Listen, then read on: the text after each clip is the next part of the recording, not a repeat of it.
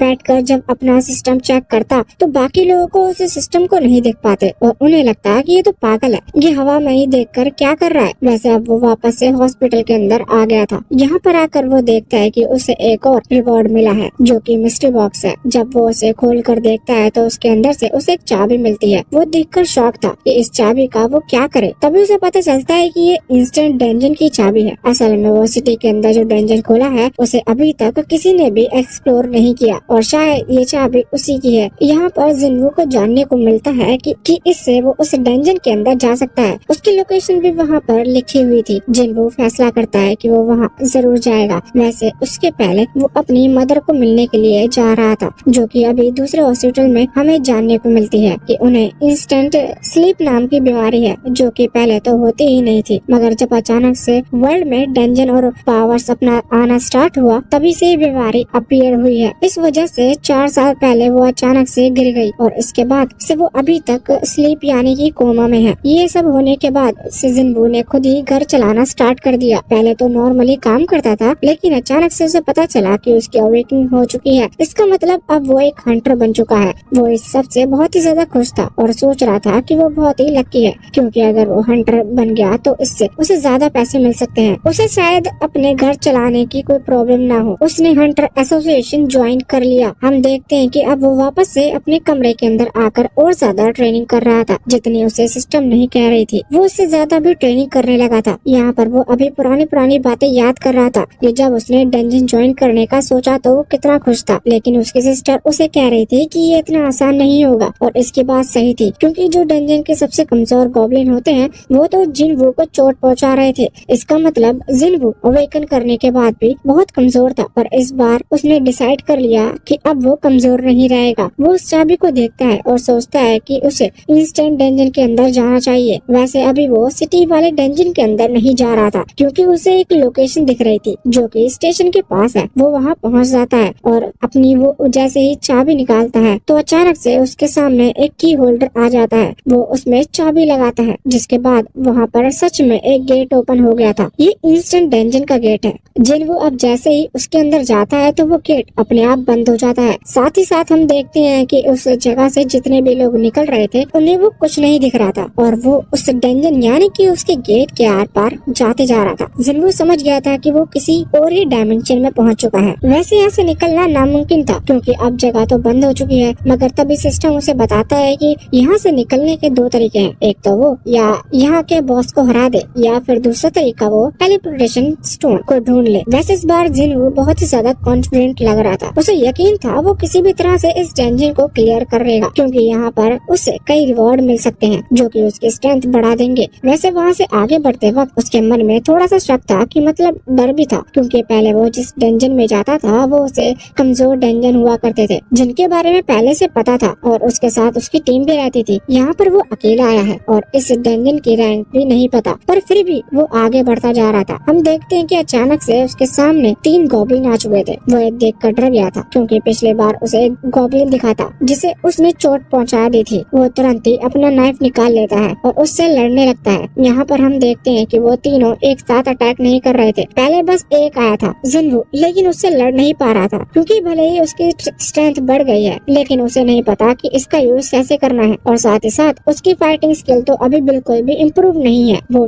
किसी तरह से पहले गॉब्लिन को खत्म कर देता है। तभी वो दोनों गॉब्लिन साथ में मिलकर हमला करने लगते हैं। जिन्वू उनसे बच रहा था, लेकिन अब पहले गॉब्लिन को मारने की वजह से वो थोड़ा मोटिवेट हो चुका था और वो किसी तरह से उन बाकी 2 गॉब्लिन्स को भी मार देता है। अब वो खुश था कि वो पहले तो स्ट्रॉन्ग हो चुका है, लेकिन इतने में ही उसके पीछे एक वुल्फ आ जाता है जो जिन्वू से देखकर डर गया था। वो जानता था कि ये उन गॉब्लिन से नहीं कहीं ज्यादा ताकतवर है। वैसे फिर भी उसके पास दूसरा कोई ऑप्शन नहीं था। पर अब जब वो वुल्फ उसकी तरफ हमला कर रहा था तो वो किसी तरह से उसके अटैक से बचता है, पर इतने में ही वो वुल्फ उसके गले पर एक स्क्रैच लगा देता है। जिन्वू ये बात तो समझ चुका था कि यहाँ पर उसके साथ कोई हीलर नहीं है। इसका मतलब अगर यहाँ पर वो मारा गया तो सच में वो मारा जाएगा। उससे बचने का कोई तरीका भी नहीं है, इसलिए अब उसे किसी तरह से दिमाग से लड़ना होगा। वो तुरंत तैयार हो जाता है, लेकिन सामने वो वुल्फ उससे भी ज्यादा ताकतवर था। वो तुरंत ही हमला करने के लिए यहाँ पर आगे बढ़ रहा था। अभी वो वुल्फ यहाँ दौड़ते हुए जिन्वू पर हमला करने वाला था। जिन्वू किसी तरह से उसके अटैक से बच जाता है, मगर वो समझ चुका था कि वो इस तरह से भाग नहीं सकता क्योंकि इस वुल्फ की रफ्तार उससे भी ज्यादा तेज है। अब जब वो वुल्फ फिर से जिन्वू की तरफ दौड़ने के लिए आता है तो जिन्वू अपना हाथ आगे करते हुए उसे पंच मारता है। इस पंच की वजह से वो वुल्फ वहाँ से दूर फिर एक दीवार से टकरा गया था। ये देखते हुए जिन्वू हैरान था। उसे जानने को मिलता है कि उसने जो पॉइंट के थ्रू अपने स्ट्रेंथ को बढ़ाया था वो सच में काम करती है। इससे जिन्वू को अपनी पावर के बारे में पता चल गया था, लेकिन अभी भी इतनी पावर से कुछ नहीं होने वाला क्योंकि इस अटैक के बाद उस वुल्फ को ज्यादा चोट नहीं लगी थी। वो फिर से उठता है और जिन्वू की तरफ हमला करने के लिए आगे बढ़ जाता है। जिन्वू फिर से उस पर हमला कर रहा था और वो समझ गया था कि उसे यहाँ से बचकर निकलना होगा। अब वो तुरंत वहाँ से भागने की कोशिश करता है और उस पर वुल्फ की रफ्तार जिन्वू से कई गुना तेज हो चुकी थी। जिन्वू रुककर सोचता है कि उसके पास अगर वेपन होता तो शायद वो इससे लड़ सकता था। तभी उसे अपनी सीक्रेट इन्वेंट्री के अंदर से एक मैजिकल स्वॉर्ड को समन करता है। मैजिकल स्वॉर्ड के आते ही जिन्वू के अंदर थोड़ा सा कॉन्फिडेंस आ गया था। हम देखते हैं कि जब वो वुल्फ उसकी तरफ हमला करने के लिए आगे बढ़ रहा था तो जिन्वू उस तलवार को आगे करते हुए उस वुल्फ को बीच में से काट देता है। उसके ऐसा करते ही अचानक से सिस्टम एक्टिवेट होता है और उसके सामने स्क्रीन आती है जो कि कह रही थी कि उसने अपना लेवल अप कर लिया है। ये देखकर जिन्वू शॉक था। वैसे अभी वो ये सोच रहा था कि आखिर उसकी इन्वेंट्री के अंदर इतनी पावरफुल स्वॉर्ड क्या कर रही थी,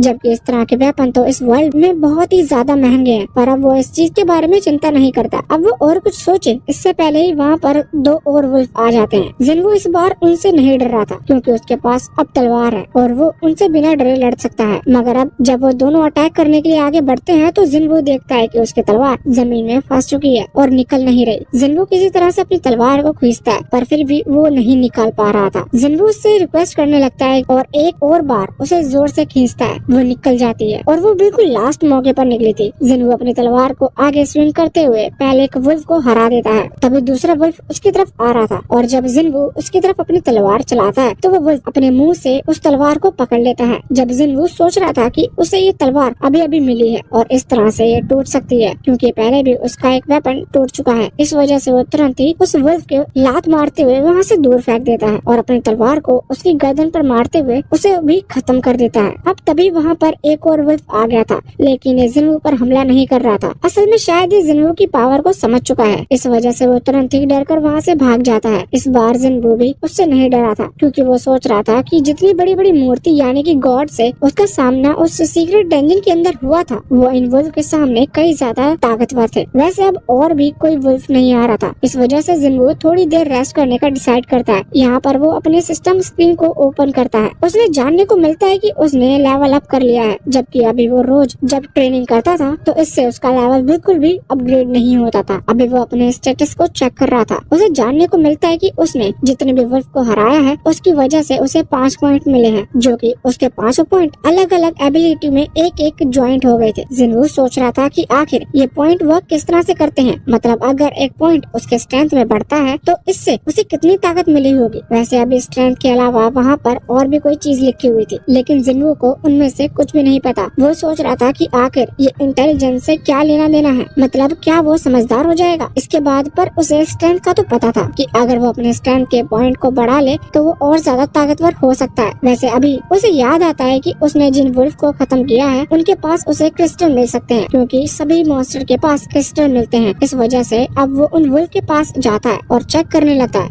उनके पास कोई क्रिस्टल नहीं था, लेकिन जब वो उनके पास आता है तो अचानक से उसकी इन्वेंट्री में कोई आइटम स्टोर आ जाता है। ये आइटम असल में वुल्फ फैंग नाम का कोई वेपन था। जिन्वू उसे चेक करता है। उसे नहीं पता था कि इस वेपन से वो क्या कर सकता है, पर तभी उसके सामने एक शॉप स्क्रीन आ जाती है जिसमें वो इस आइटम का सेल कर सकता था। वैसे वहाँ पर खरीदने का भी ऑप्शन था। जिन्वू चेक करता है कि लेकिन उसे जानने को मिलता है कि अब वो कोई भी सामान नहीं खरीद सकता क्योंकि उसका लेवल अभी बहुत ही ज्यादा कम है। वैसे यहाँ पर जो वुल्फ फैंग वेपन था जिन्वू उसे सेल करता है। वो 20 गोल्ड कॉइन में बिकता है, लेकिन जिन्वू को नहीं पता कि ये सिस्टम वाले गोल्ड कॉइन रियल लाइफ में कितने पैसे होते होंगे। वैसे उसने ज्यादा उम्मीद भी नहीं लगाई थी क्योंकि वो जानता था कि ये सिस्टम बिल्कुल गेम की तरह है। साथ ही साथ वो ये भी सोच रहा था कि ये डंजन ई रैंक का डंजन है, यानी कि सबसे कम लेवल का डंजन है। वैसे ऐसा जिन्वू को मानना था, अभी तक ऐसा कहीं पर लिखा नहीं था कि ये ई रैंक का डंजन है। वैसे जिन्वू सोच रहा था कि अगर उसे इस डंजन से बाहर निकलना है तो उसे इसके लिए टेलीपोर्टेशन स्टोन चाहिए होगा या तो फिर इस डंजन के बॉस को हराना होगा। अब बॉस के बारे में सोचकर पहले तो वो थोड़ा सा डर गया था। वो सोच रहा था कि यहाँ बॉस कितना ताकतवर होगा, होगा। पर उसे याद आता है कि इस नॉर्मल वुल्फ को हराने से उसका लेवल बढ़ रहा था, तो अगर वो किसी तरह से और भी कई सारे वुल्फ को हरा दे तो उसका लेवल इतना तो हो ही सकता है कि वो बॉस के साथ फाइट कर सके। हालांकि डेंजन कितना कमजोर है ये जिन्बू